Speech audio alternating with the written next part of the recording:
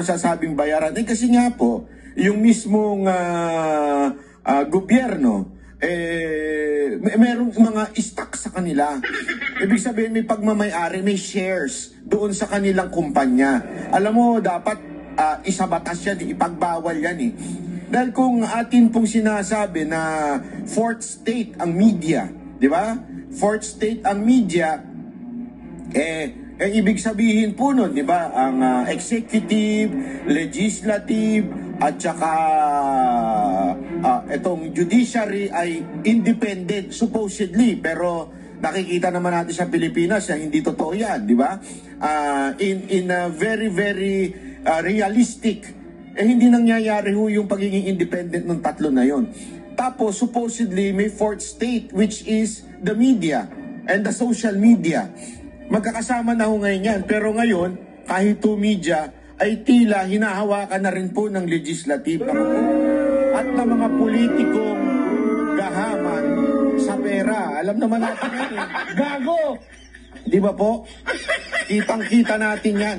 Sila ho ay merong mga shares sa media. So definitely, imposible yung magkaroon ng tamang pananaw kung ganyan. Kaya nga patuloy natin sinasabi dito sa ating page na ito eh.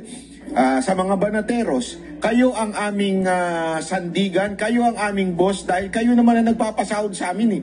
Sa bawat views na pinanunood ninyo, kayo ang nagpapasahod sa amin. Kaya ako, mga kababayan, ako particular wala akong pakialam kung may tatamaan sa sasabihin ko. Wala akong pakialam. Ako po kasi yung tipo ng taong meron akong mga resources na hindi ko maaaring pangalanan, pero may mga alam po tayo bago po tayo nagsasalita dito.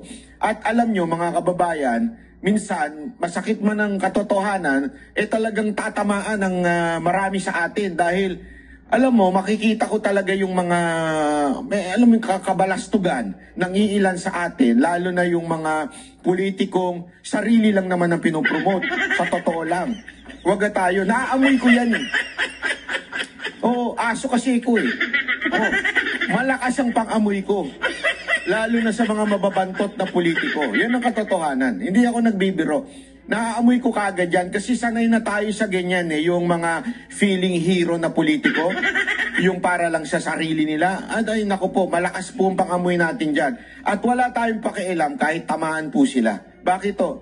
Kayo naman po mga viewers ang sumusuporta sa amin. Diba? Kaya nga ako sinasabi nila, vlogger ka lang, banat bay. Ha? Vlogger ka lang. Anong lang? I mean, sa akin bakit nyo nilalangang lang ang vlogger? Tandaan ninyo, 2016.